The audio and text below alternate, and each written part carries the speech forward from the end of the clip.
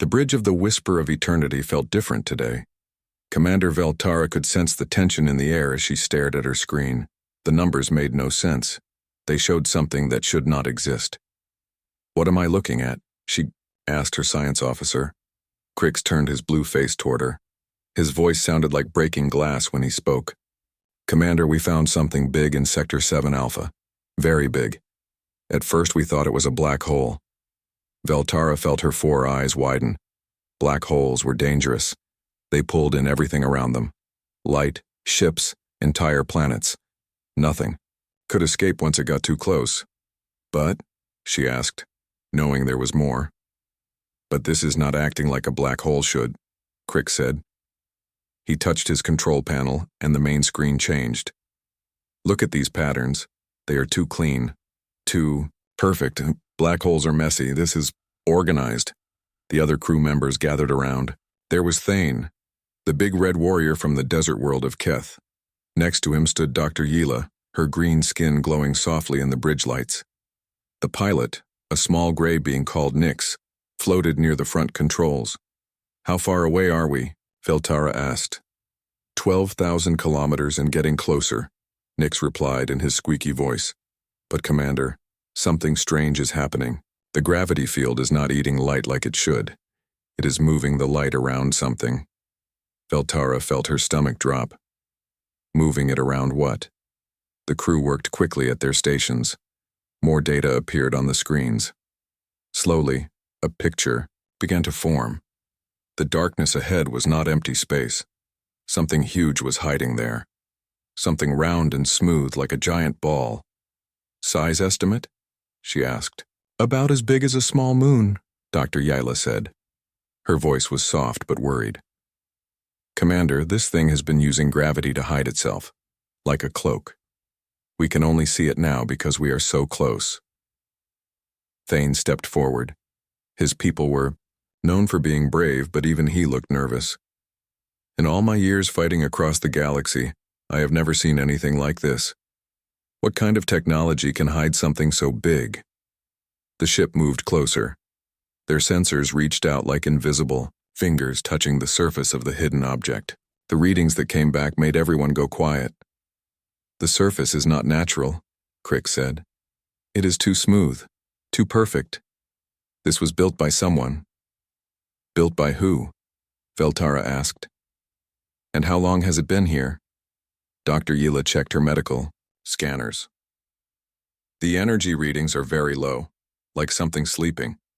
But there are signs of power still running inside. This thing has been here for a very long time, maybe thousands of years." The crew looked at each other. Each came from a different world with different customs, but they all understood what this meant. Someone or something had built a moon-sized object and hidden it in space, and it was still alive. "Could it be a weapon?" Thane asked. His hand moved to his weapon without thinking. "Or a ship," Nyx suggested. "The biggest ship ever built." Veltara made a decision. "Slow our approach. Keep all weapons powered down. We do not want to seem like a threat." "What should we tell the Consortium?" Crix asked. "The Galactic Survey." Consortium had sent them to check on reports of strange readings in this system. 5 different alien races had worked together to build their ship and crew it with their best people. But none of them had expected to find something like this. "Tell them we found something impossible," Veltara said. "Tell them to send more ships, but tell them to come carefully." As they watched, something changed. The object ahead began to give off a soft glow. Deep inside its massive structure, systems that had been quiet for ages started to wake up. "Commander," Dr. Yila said, her voice shaking, "I am reading power increases all across the surface. Whatever this thing is, it knows. We are here." The bridge became very quiet. Everyone could feel it now. Something ancient and powerful was stirring, something that had been sleeping in the cold darkness between stars for longer than any of their civilizations had existed. "What have we found?" Veltara whispered. None of them knew the answer, but they all felt the same thing. Their galaxy was about to change forever. Whatever slept inside that hidden moon was beginning to wake up. And when it did, nothing would ever be the same again. whisper of eternity drifted closer to the mysterious object, its crew watching and waiting. In the distance, stars continued to shine as they had for billions of years. But now there was something new among them. Something that had traveled from far away and had been waiting for the right moment to reveal itself. That moment was now. The huge object floated in front of them like a sleeping monster. Now that they were closer, Veltara could see its surface more clearly. The invisible cloak around it was getting weaker, showing patches of smooth metal underneath. "It looks like it was made," she said quietly. "No planet or moon is that smooth." Crix nodded at his station. "The energy coming from it is very small, but it never stops. Like a heartbeat that has been going for thousands of years." Veltara felt scared and excited at the same time. "Move us closer, but go slow. I want to know what this thing is." Nix pushed the controls gently. The whisper of eternity crept forward, through space. Their ship felt tiny next to the giant sphere. "Start scanning," Veltara ordered. Invisible beams of light shot out from their ship and touched the surface of the strange object. The moment the scanning beams made contact, everything changed. Deep inside the massive structure, something woke up. A sound filled the bridge, but it was not really a sound. It was more like a feeling that went through their bodies. A deep, low note that seemed to come from everywhere at once. Veltara felt it in her bones. Thane's red skin turned pale. Dr. Yila grabbed her chair to steady herself. "What was that?" Nix squeaked. Before anyone could answer, lights began to appear on the surface of the sphere. Hundreds of them, then thousands. They blinked in patterns that hurt to look at. "It is responding to our scans," Crix said. His voice was shaking. "We woke something up." The lights were not random. They flashed in groups, making shapes and patterns. Veltara watched them carefully. Even though she had never seen anything like this before, she could tell the patterns meant something. "Those are numbers," Dr. Yila said suddenly. "Look at the way they group together. One flash, then two, then three, then five, then seven. Prime numbers," Crix added. "Only numbers that can be divided by themselves and one." More patterns appeared. Circles, triangles, squares. Then more complex shapes that seemed to twist and turn in ways that made Veltara's head hurt. "It is trying to talk to us," she whispered. The idea was both wonderful and terrifying. This giant thing had been sleeping in space for who knows how long. Now it was awake and trying to communicate with them. "Should we answer?" Thane asked. The big warrior looked ready to fight, but there was nothing to fight here. "With what?" Veltara replied. "We do not even know what it is asking." The patterns on the sphere's surface became more complex. Now they showed mathematical equations that even Crix, their best science officer, could barely understand. "These are not simple math problems," Crix said. "These are questions about space, time, and energy. Whoever made this thing knows science better than we do." Dr. Yila was recording everything on her medical scanners. "The energy output is increasing. Whatever is inside this thing is waking up more and more." Veltara made a decision. "Send a message to the consortium. Tell them we found something big. Tell them to send help, but tell them to be careful." "What should I say we found?" Nix asked. "Tell them we found something that has been sleeping longer than our worlds have existed, and now it is awake." The sphere continued to flash its patterns. The lights moved faster now, like it was getting excited or impatient. The deep sound came again, stronger this time. It made their teeth ache. "Commander," Crix said, "I am reading massive power increases all across the surface. Whatever is inside this thing is using more and more energy." "Is it dangerous?" Thane asked. "I do not know," Veltara answered honestly. "But something that big, with that much power, could destroy our ship without even trying." The mathematical pattern suddenly stopped. For a moment, everything was quiet. Then new lights appeared.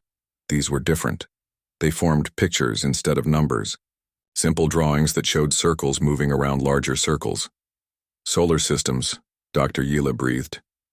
"It is showing us solar systems." The pictures became more detailed. They showed planets, moons, and stars. Then they showed something else. Small objects moving between the stars. Ships. "It is showing us space travel," Crick said. "But why?" The answer came in the next set of pictures. The small ships were leaving one group of stars and traveling to another. A very long journey across empty space. It came from somewhere else, Veltara realized. This thing traveled here from far away. The final picture showed the sphere itself, hidden and waiting for something. Or someone. "It has been waiting for us," she said quietly, "for someone to find it." The lights on the sphere pulsed once more, then began to dim, but the energy readings stayed high. Whatever was inside was still very much awake. "What do we do now?" Nix asked. Veltara looked at her crew. They were all scared, but they were also curious. This was the biggest discovery in galactic history. "We wait," she said, "and we watch, and we hope that whatever is inside that thing is friendly." The sphere hung in space, no longer sleeping, and deep inside, something ancient was deciding what to do next. The giant sphere began to shake. At first it was just a small vibration that their sensors could barely detect. Then it grew stronger, until the crew of the Whisper of Eternity could see the movement with their own eyes. "Something is happening," Crick said, his voice tight with worry. Lines appeared on the smooth surface of the sphere. They spread out like cracks, but they were too straight and perfect to be damaged. The lines formed patterns, dividing the surface into sections. "It is opening," Dr. Yila whispered. The sections began to move apart. What had looked like one solid piece was actually made of many parts that fit together perfectly. As they separated, the crew could see inside the massive structure. Veltara felt her breath catch in her throat. "By the stars of my home world," she said quietly. Inside the opening sections, they could see impossible things. There were tall buildings that reached up toward the center of the sphere, gardens with trees and flowers that looked real, even though they had been frozen in time. Lakes and rivers that sparkled with light from artificial suns hanging in the air. "This is not just a ship," Nick said in his squeaky voice. "This is a whole world." The sphere continued to unfold like a flower made of metal and glass. Each new section revealed more wonders. There were forests so thick they looked like green carpets from space. Cities with buildings that twisted and curved in beautiful shapes. Open spaces where animals might run, all perfectly preserved. "How is this possible?" Thane asked. The big warrior had seen many strange things in his travels, but nothing like this. "Stasis fields," Dr. Yila said, reading her instruments. "Everything inside has been frozen in time. The trees, the water, even the air. It has all been waiting." The mathematical patterns that had been flashing on the surface changed. Now they were more complex, showing ideas that even Cricks could not fully understand. Then something amazing happened. Words began to form in the flashing lights, real words that they could read. "Greetings," the first word said. Then more words appeared one at a time. "Peaceful, long journey, home." Cricks almost dropped his scanner. "Commander, those words are in our language. How do they know how to speak to us?" "Maybe they have been listening," Veltara said. "If this thing has been traveling through space for a long time, it could have heard our radio signals." The words came faster now, and they were getting better. "We are human. We have traveled far. We seek peace." "Human?" Thane's red face turned even redder. "But the humans we know can barely travel between planets. They just learned how to build simple spaceships." Veltara felt her world spinning. The humans from the Sol system were new to space travel. Their ships were small and slow. Their technology was basic compared to the other races in the galaxy. But this massive ship showed technology that was far beyond anything any race possessed. "These are not the same humans," she said slowly. "These are different." Inside the unfolding ship, more systems were coming online. Lights began to glow in the cities. The artificial suns grew brighter, and deep in the center of the ship, In special chambers that had been dark for thousands of years, something was stirring. The chambers were lined with crystal pods, each one containing a sleeping figure. The pods began to glow with soft light, as ancient computers started wake-up procedures that had been waiting for 50,000 years. "Commander," Dr. Yila said, her voice shaking, "I am reading life signs inside the ship. Thousands of them. They are all starting to wake up." The first pod to open was in a chamber near the center of the ship. Inside was a woman with dark hair and olive skin. Her eyes opened slowly as the crystal cover slid back. She sat up carefully, moving like someone who had been asleep for a very long time. More pods began to open. Men and women of different ages, all with the same general features as the humans from Sol, but something was different about them.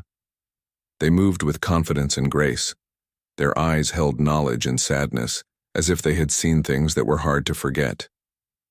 The woman from the first pod walked to a control panel that appeared when she touched the wall. She spoke in a clear, strong voice that somehow reached the alien ship. "I am Hana," she said in perfect galactic standard language. "Navigator of the eternal journey. We thank you for your patience as our people wake from the long sleep." Veltara could not believe what she was hearing. This human spoke their language better than some aliens did. "We have been traveling for many years," Hana continued. "We come from far away, from beyond the edge of your galaxy. We are tired, and we are looking for a new home among the stars." More humans were waking up now. They moved through their ship with purpose, checking systems and bringing their world back to life. Their technology worked like magic, responding to touch and thought in ways that seemed impossible. "Who are you, really?" Veltara transmitted to the ship. Hana's face appeared on their main screen. She looked sad but hopeful. "We are the humans who came before, the ancestors of the humans you know. We are the ones who traveled the longest road to find peace among the stars." Hana stepped out of her crystal pod with smooth, easy movements. Her body looked perfect, as if she had just been sleeping for one night instead of thousands of years. The pod closed behind her with a soft sound like a gentle breath. "I am Hana," she said, and her voice reached the alien ship clearly. "Navigator of the eternal journey, we thank you for waiting while our people wake up from their long sleep." Veltara stared at the screen in shock. This human woman spoke their language perfectly, better than many aliens who had studied it for years. Behind Hana, more crystal pods were opening. One by one, humans began to sit up and step out. There was a young man with kind eyes who called himself June.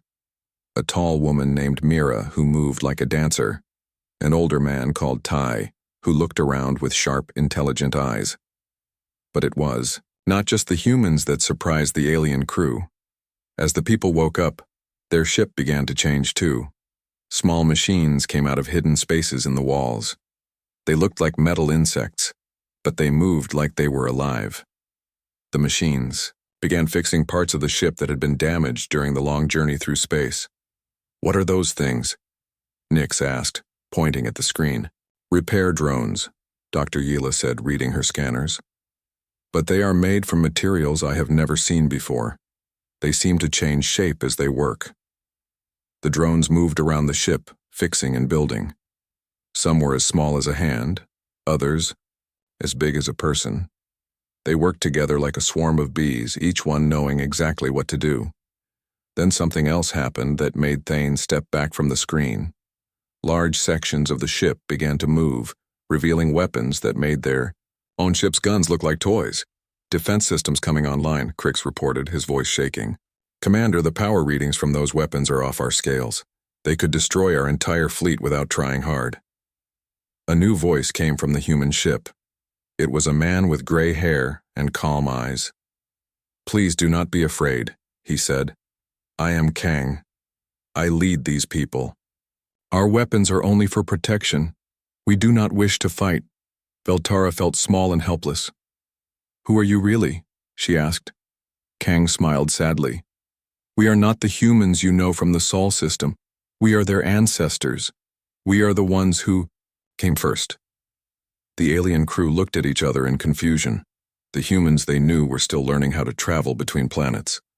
Their technology was simple compared to other races in the galaxy.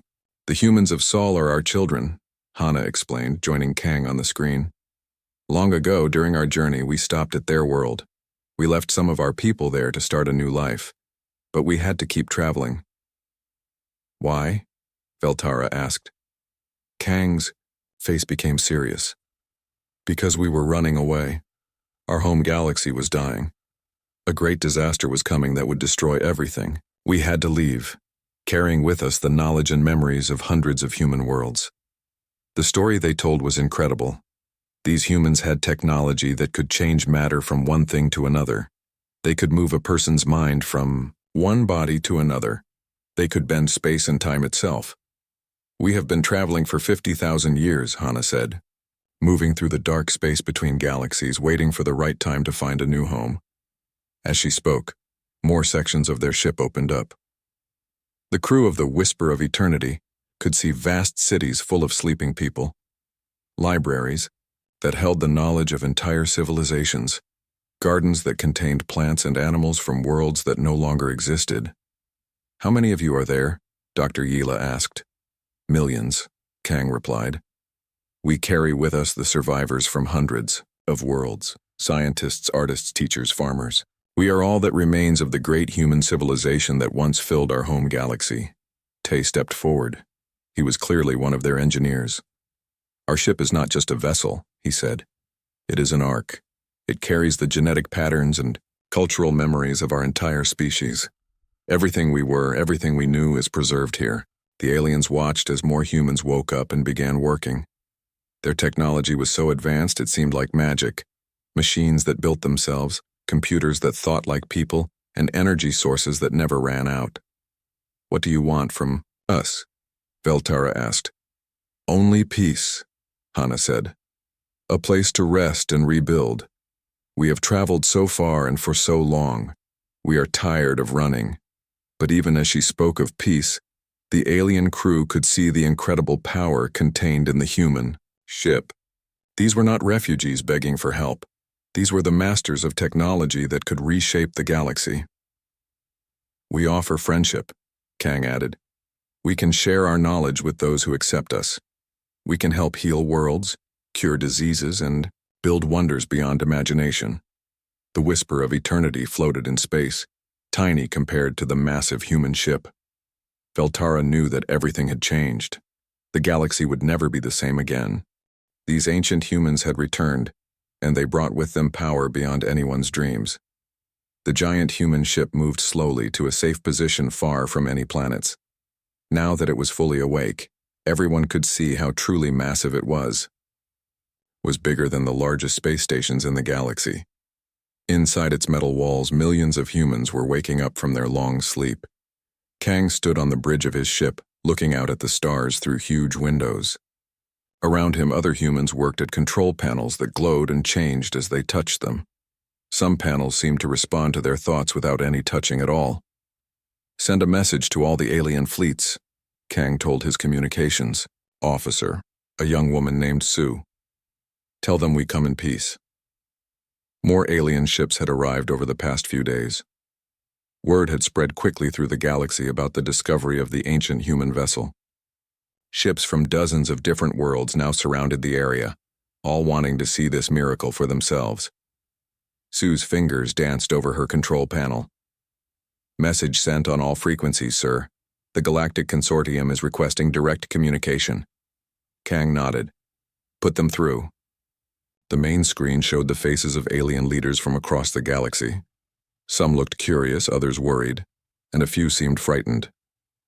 I am Kang, leader of the Eternal Journey, he said calmly. We offer friendship and knowledge to all peaceful peoples. Our ship carries the wisdom of many worlds. We want to share what we know with those who welcome us. Hana walked up beside him. Through the windows, she could see parts of their ship still unfolding like a giant flower. Sections that had been closed for 50,000 years were opening up, revealing gardens where trees and flowers were coming back to life. Look, she said softly to Kang. The biohabitats are responding perfectly. The plants remember sunlight, even after all this time. In the distance, they could see the manufacturing areas of their ship. Machines that looked like magic were building everything they needed. These molecular assemblers could take simple materials and turn them into complex tools, food, or even medicine. Back on the Whisper of Eternity, Veltara watched the human ship with mixed feelings. She spoke quietly to her crew. "Everything has changed," she said. "These humans are not newcomers to space like we thought. They are masters returning home after a long journey. They have power we can barely understand." Dr. Yila nodded, studying her medical scanners. "Their technology could cure diseases we thought were impossible to heal. Their energy systems could power entire worlds without pollution." Over the following days, representatives from different alien races visited the human ship. The humans were careful about what they shared, but they showed enough to prove their good intentions. To the Keithians, they demonstrated medical technology that could regrow lost limbs. To the Yeelan people, they showed clean energy systems that could power cities without harming the environment. To the Nyx species, they revealed advanced computing systems that could solve complex problems in seconds. "We ask for only one thing in return," Hana told the gathered alien ambassadors during a meeting in the ship's Great Hall. "The right to exist peacefully in this galaxy. We have traveled far and long. We are tired of running." Tay, their chief engineer, stood up to speak. "Our ship is our home now. We do not need planets or colonies. We can live among the stars, sharing our knowledge with those who wish to learn." The alien leaders talked among themselves in many different languages. Some were excited about the possibilities. Others worried about what these powerful humans might do if they became angry. Finally, the consortium leader, an ancient being called the first speaker, made the decision for all of them. "We welcome you to our galaxy," the first speaker said. "But we ask that you register your ship and follow our peaceful travel laws." Kang smiled. "We agree. We want to be good neighbors." And so the great human ship took its place among the stars. It no longer hid behind tricks of gravity and light. Instead, it traveled openly through space, a moving city that brought wonder wherever it went. Children from many worlds would grow up hearing stories about the eternal journey. Scientists would study the technologies the humans shared. Doctors would use their medical knowledge to save lives. The humans kept their promise of peace. They never used their great power to threaten or conquer. Instead, they became teachers and healers, sharing carefully chosen pieces of their vast knowledge. Sometimes the ship would stop near a world that was having problems. The humans would offer help, fixing damaged environments or stopping dangerous diseases. Then they would move on, asking for nothing but friendship in return. Veltara often thought about that first day when they discovered the hidden sphere. Her ship, the Whisper of Eternity, now served as an official liaison vessel, helping other species communicate with the humans. The galaxy was different now. There was hope where there had been despair. There were solutions where there had been only problems. The ancient humans had awakened from their long sleep, and they had brought with them the promise of a better future for everyone. The sleepers were awake, and the stars themselves seemed brighter because of it.